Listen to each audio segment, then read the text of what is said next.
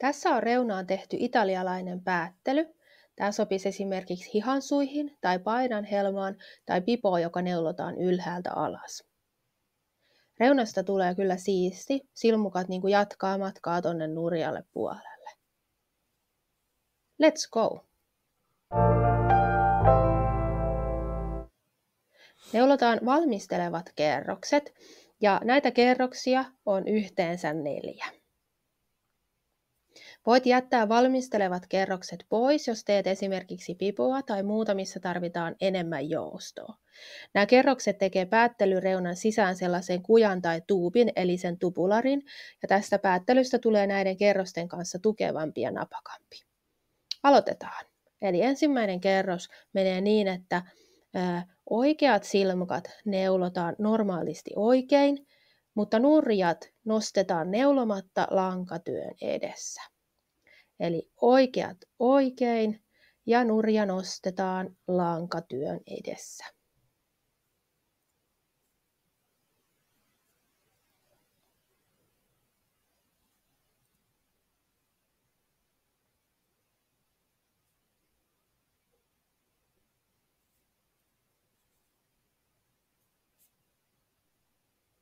Eli oikeat neulotaan normaalisti oikein, nurjat nostetaan neulomatta lankatyön edessä.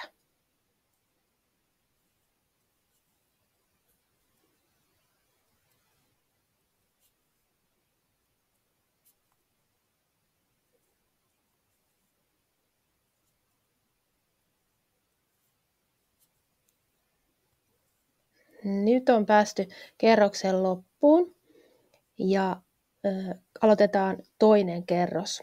Ja se tehdäänkin toisinpäin. Eli nyt nostetaan nämä oikeat silmukat ja lanka on työn takana. Nostetaan neulomatta ja sitten neulotaan nurjat silmukat normaalisti nurin.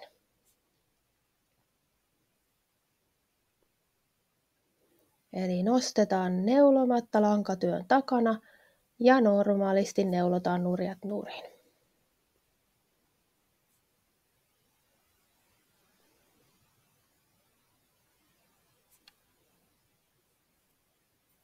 Ja nyt on päästy tämän toisen kierroksen loppuun ja aloitetaan sitten kierros 3, joka onkin samanlainen kuin kierros 1. Eli oikeat silmukat neulotaan normaalisti oikein ja sitten nämä nurjat nostetaan lankatyön edessä.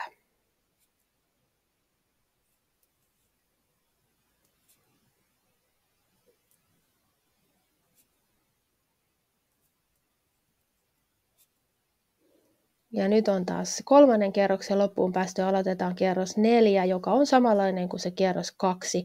Eli nostetaankin sitten oikeat silmukat lankatyön takana ja neulotaan nurjat silmukat normaalisti nurin.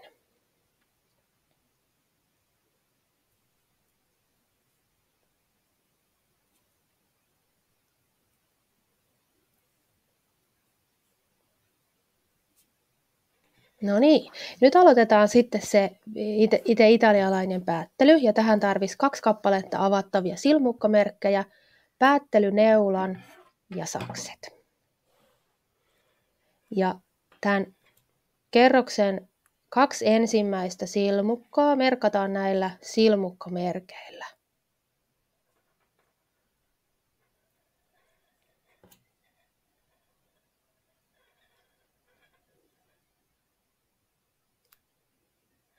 Noin.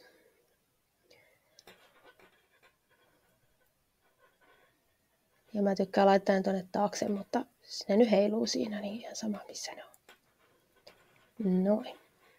Ja sitten otetaan lankaa tuosta 3-4 kertaa tämän pääteltävän reunan mittainen langan pää jätetään tähän työhön. Mä otan aina liikaa, mutta mieluummin liikaa kuin liian vähän.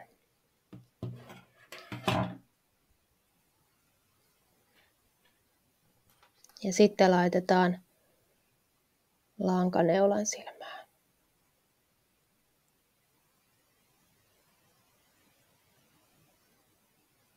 No ja aloitetaan. Eli ensimmäiseen silmukkaan mennään kuin neuloisit sen, eli ensimmäinen oikea silmukka, kuin neuloisit oikein. Ja voidaan tiputtaa se silmukka puikoilta ja vedä lanka läpi. No sitten seuraavaan oikea silmukkaan mennään tästä, ohitetaan tämä nurjasilmukka ja mennään seuraavaan oikeaan silmukkaan, kuin neuloisit sen nurin. Eli nurjaa kautta. Sitten nurjaan silmukkaan, kuin neuloisit nurin ja sitten voit tiputtaa silmukan puikoilta ja vedä lanka läpi. Noin. Ja seuraavaan nurjaan silmukkaan mennäänkin niin, että täältä takakautta ohitetaan tämä oikea silmukka ja viedään näiden silmukoiden välistä tämä lanka työn eteen. Ja sitten mennään tähän nurjaan silmukkaan, kuin neuloisit sen oikein.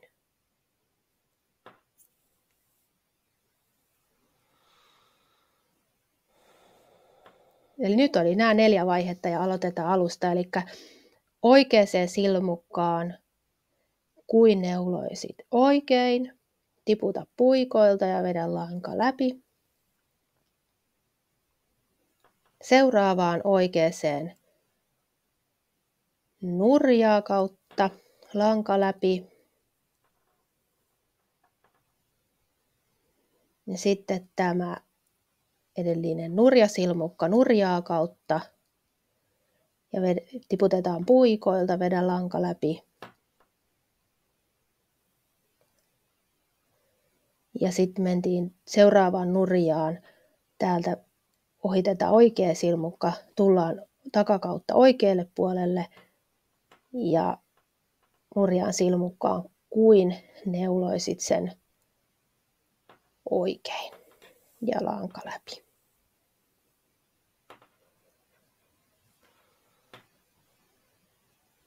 Nyt mä näytän, miten tämän voisi tehdä nopeammin. Eli tehdään vaiheet 1 ja 2 kerrallaan. Eli oikeat silmukat oikeaan oikein ja seuraavaa oikeaan nurin. Ja sitten vasta vedetään se lanka läpi. Ja sitten nurjat silmukat, eli nurjaan nurin ja seuraavaan nurjaan takakautta poimitaan se tuolta takakautta niin kuin oikein. Ja vedetään lanka. Joo, eli 2 vaiheella, eli oikea oikein, oikea nurin, lanka läpi. Ja sitten nurjat silmukat, eli nurjaan nurin ja seuraavaan nurjaan oikein, takaa oikein.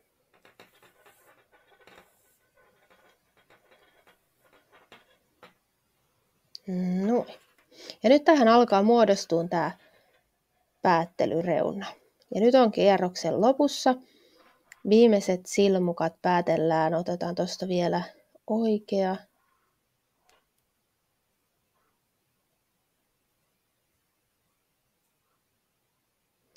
Ja seuraava oikeaan nurin. Ja sitten, nyt tippuikin silmukat puikolta. Noin. Sitten vielä nurjaan nurin.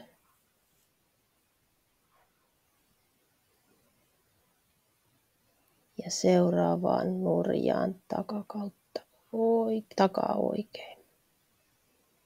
Tai siis, niin. Ja nyt tässä on jäljellä 2 silmukkaa.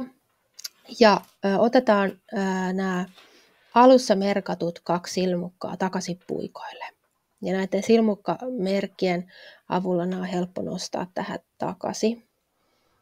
Noin. Ja sitten vielä viimeinen.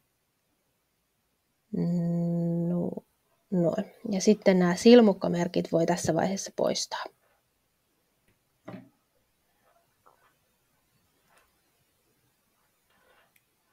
Näin. Ja nyt tässä on jäljellä 4 silmukkaa. Ja toistetaan vielä ne vaiheet 1–4 vielä kerran. Eli oikea silmukka oikealta puolelta, seuraava oikea nurjalta puolelta tai nurjaa kautta ja sitten nurjaa kautta. Ja noin. Ja seuraavaan nurjaan silmukoiden välistä eteen ja seuraavaan nurjaan oikeata kautta. Ja nyt voi vetää puikon pois työstä. Ja voi vähän venyttää, niin saa tämän asettua nuo silmukat nätisti. Ja sitten tämän langan voi päätellä tänne nurjalle puolelle ja siitä tulee aika huomaamaton. Ja tässä on nyt italialainen päättely sillä tuubimaisella kujalla. Ja tämä on molemmin puolin aika samanlainen. Ei kun kokeilemaan italialaista päättelyä, saa tosi siistin lopun.